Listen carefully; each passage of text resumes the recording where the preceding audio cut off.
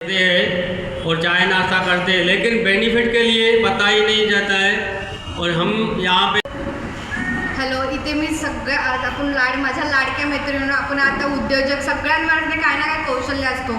इथे प्रत्येक जण आहे जो छोटा ना मोठा घरातून व्यवसाय करतात, पण व्यवसायासाठी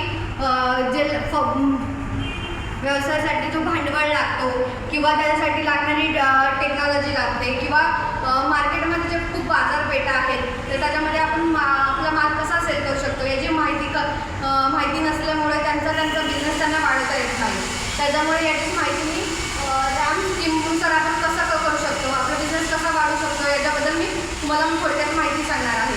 कारण का पहिला म्हणजे पैसा म्हणजे आपण कौशल्य तर आपल्यामध्ये आहे, पण ते त्याच्यासाठी कौशल्यासाठी असणं मर्यादित नाही आहे। त्याच्यामध्ये खूप साऱ्या महिला असतात तर खूप चांगल्या गोष्टी बनवतात किंवा कोणी पार्लर चालवतो, कोणी हस्तकला करतो, तर कोणी चांगले पापड लोणचे चांगले पदार्थ बनवतो, पण त्यांचा व्यवसाय पुढे जात नाही, व्यवसाय पुढे वाढत नाही। पण याचा हा अर्थ नाही आहे की त्यांच्या मालाची किंवा त्यांच्या सर्व्हिसची गुणवत्ता कमी आहे, असं नाही, पण त्यांना तेवढं नॉलेज नसतं की त्यांना त्यांचा बिझनेस कसा वाढवायचा आहे।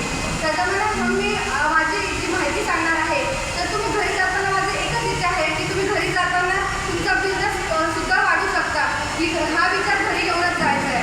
तसं बिझनेस मोठा असणं हे नाही, पण स्वप्न मोठं असलं पाहिजे, आणि स्वप्न मोठं असलं ना की महिला ही जिद्दीने करते आणि ती त्याची